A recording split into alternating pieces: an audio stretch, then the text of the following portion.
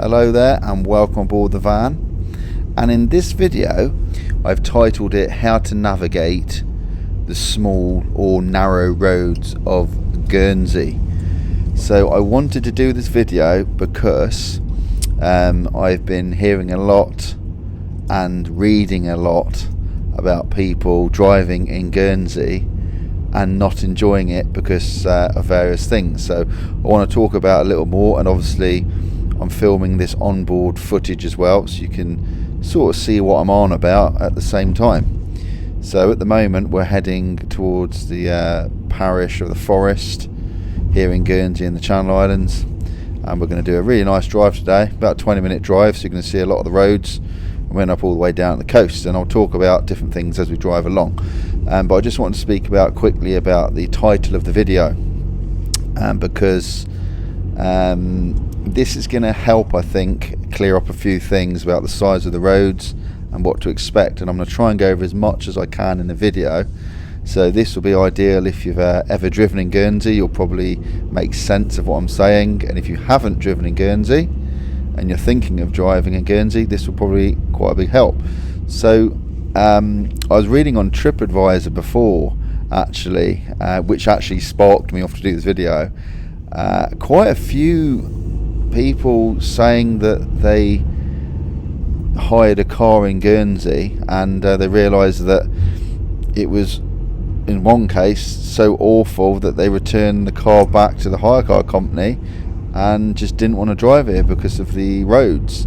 And in particular, what this couple were talking about was I think they were from the UK and they really didn't enjoy driving. The roads were too small. I think they were in a tight little lane and they hit the wing mirror of their car. So the wing mirror is I know I shouldn't really explain what a wing mirror is, but I think a few people have been asking me what I mean by wing mirrors. The wing mirror is the mirror on the edge of the door which shows you what's in the rear. So you can clip wing mirrors a lot in Guernsey, and I think they had a bad sort of experience and took the car back. And I read another one where they said they were in the lanes, the person wouldn't reverse for them, and they had a bit of an altercation and they were done with driving. So I do understand all that, and I think it's very fair if you're not used to driving in these sort of roads which are quite small. I know you do have roads like this in other places of the world, but I think this is a little bit unique as well, Guernsey. So I'm going to show you some of the roads which I think people may be talking about and how small they get. And I do a lot of lane work in this video, so I go inland down some small little roads. So by the way, we're just passing the Mallard complex and we're heading to the filter and turn system. The filter and turn system I've spoke about quite a bit in the videos. It's no one has equal priority. You filter in turn. So as one car arrives, they go first, and the one after you goes, and you filter along. Now I've spoken a bit about this in our video. So that car was there, that goes first, then I go. Or that car was second, then I go. So you see how it works. So we're in the parish of the Forest at the moment. And yeah, so this thing about driving and finding it really difficult in Guernsey, I suppose I'm used to it. So I sort of forget how different it is. I have driven in the UK, I've driven in France, I've driven in quite a lot of places, and I know these are quite small roads, and I know the speed limits are quite slow. Maximum speed limit in Guernsey is 35, and it goes to 25 some places, 20 and 15s if you're in a small little place. This road, I think this type of road isn't the really ones people have problems with. I think in a minute when we go down some smaller roads, I think this is probably what people are referring to when they're saying they find the roads too small to drive. The cars in Guernsey are, I suppose, not as big as you'd see in other places. Certainly I noticed when I've been to the UK on the motorways, the cars are just bigger and physically in size. People buy bigger cars. In Guernsey it's not very practical to have huge cars, really, for this very reason we're talking about. So I think that's a factor. A lot of the cars are smaller here. I think if you come over and you bring your car with you on the ferry, that could be a problem. But also I think if you're just not used to driving so close to other cars, and the big thing is anticipating a car coming around the corner in the very, very small lanes, you do have to use your motor horn a lot.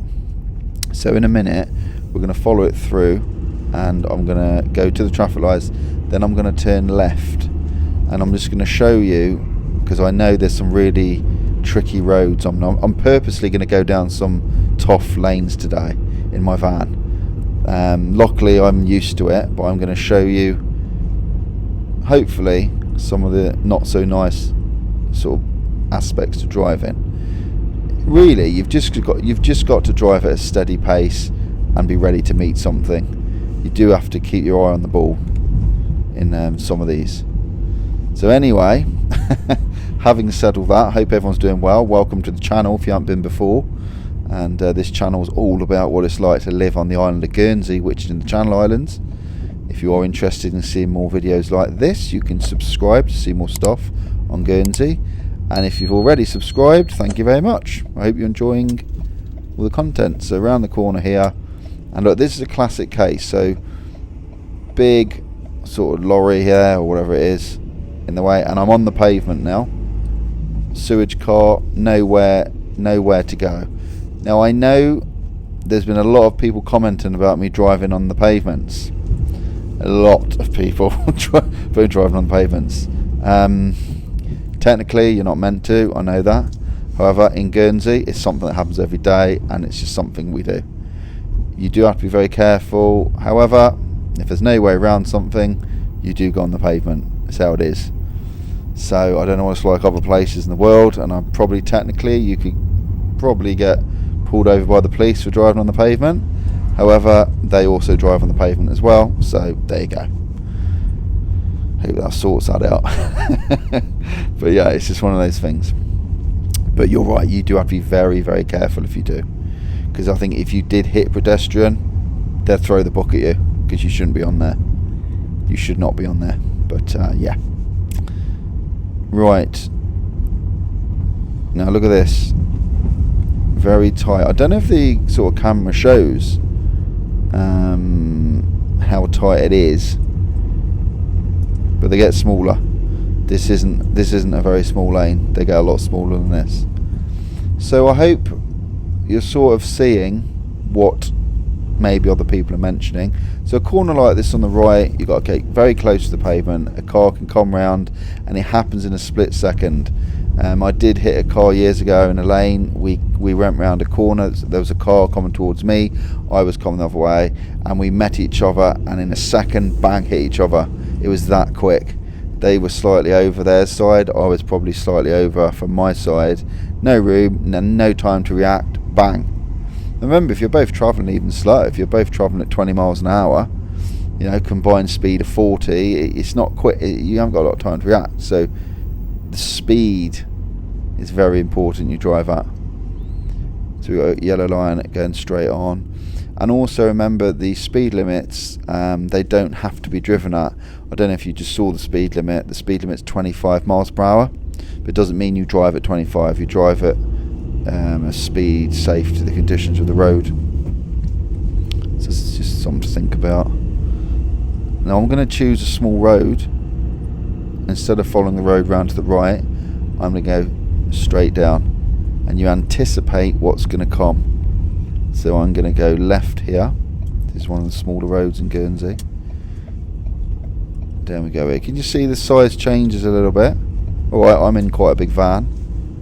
But sometimes you've got to look down the road, see what's coming, and just stop and wait for a car. And I think planning is a big thing on these roads. So look, if I'm driving down here, I'm looking ahead, and I'm just thinking, is there anything coming? And actually there is. So I'm just going to pull in here. But you can imagine if I carried on driving and we got stuck down there, it's a problem. I actually know this guy's waving at me.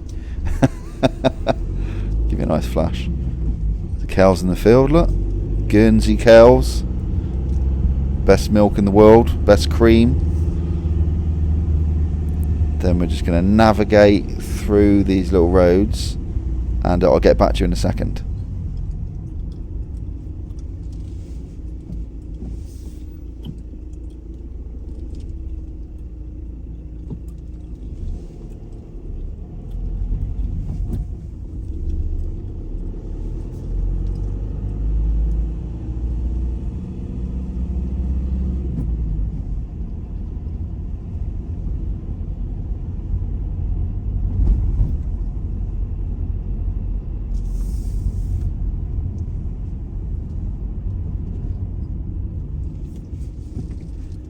So you know, before I was talking about anticipating cars and all that sort of thing. This is sort of what I mean round here. You can't see what's coming, and you just have to drive slow, because a car will be on top of you really quickly. There's a corner down here as well, I'll show you, where this could happen. So if I just explain anticipating, just being ready to stop. So that's a slow speed, listening for horns, and like that. Look at this. So this van is the same as me. I think oh no, it's not. Similar size on the pavement down, and the taxi drivers are really good. They're used to it. But this is particularly a not nice lane to drive down in my van. So this is why I purposely come down here. There we are, another one. See how quickly that come round.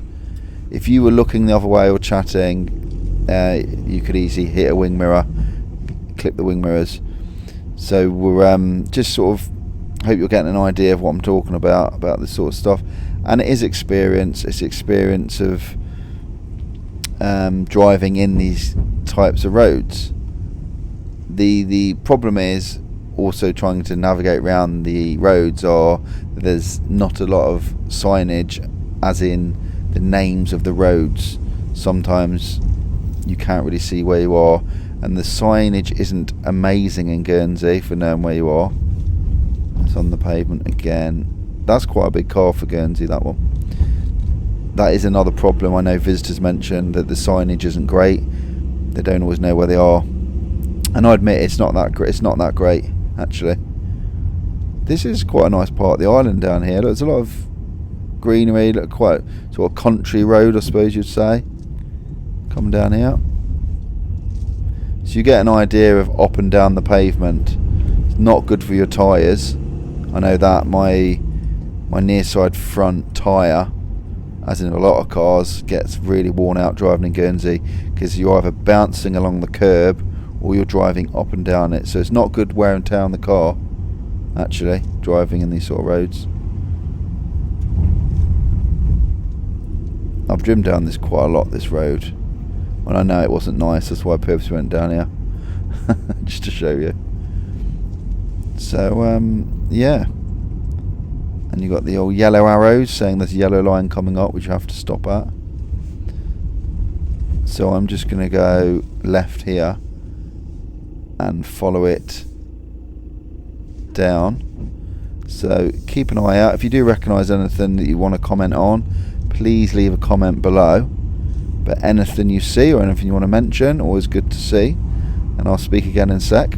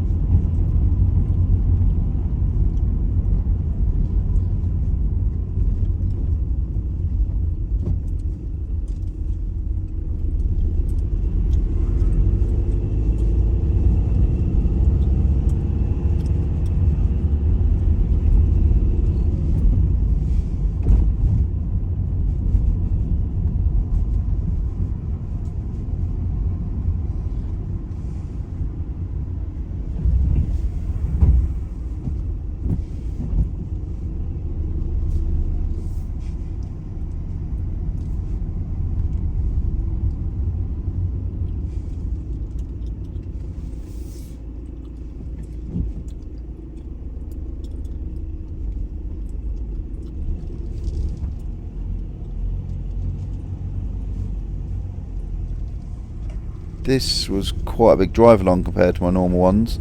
So this one's over 20 minutes, but it's quite a long run coming from sort of Plymouth way through forest all the way down. But I just wanted to give you quite a good look at what I was talking about, the roads, and I think the route I did today really showed that off, actually.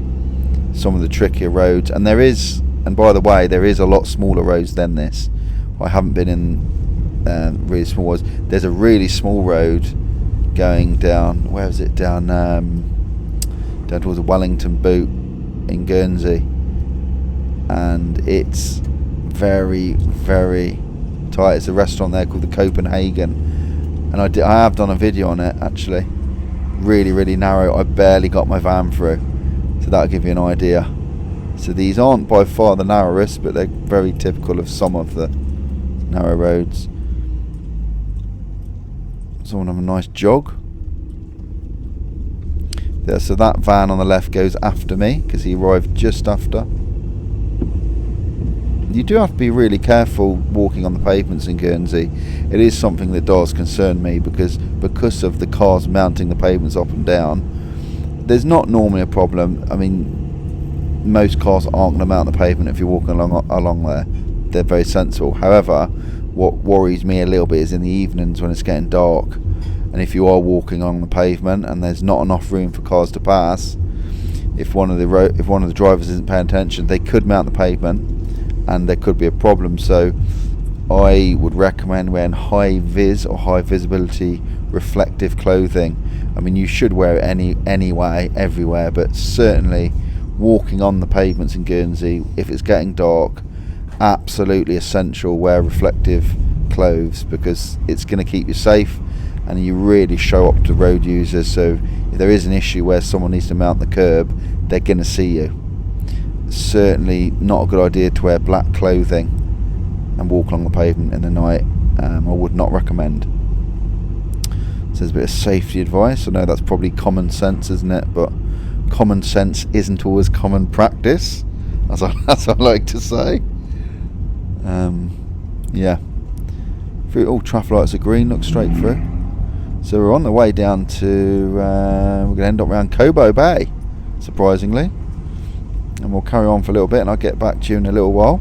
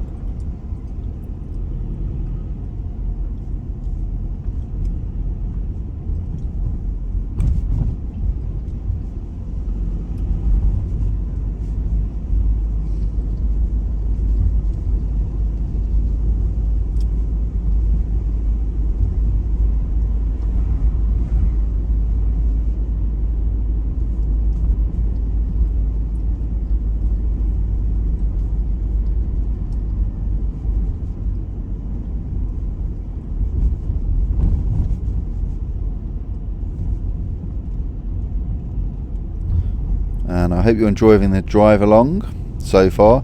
You saw we had a bit build up of traffic back there. There's a lot of road closures at the moment and it's driving people mad, but they always pass. And All sorts of stuff out in the end, but road closures can cause some big delays in Guernsey. Probably not big as other places, but you know, it can happen. Anyway, look at this. So we've eventually driven a nice route today, and we've ended up on the west coast, in particular at Cobo Bay, and there we go. You see the sea in front. Well, we're going to leave it there. That's the end of the drive along. Thanks for watching. If you want to see more videos, remember to subscribe, click the screen to watch another video, and I'll see you next time.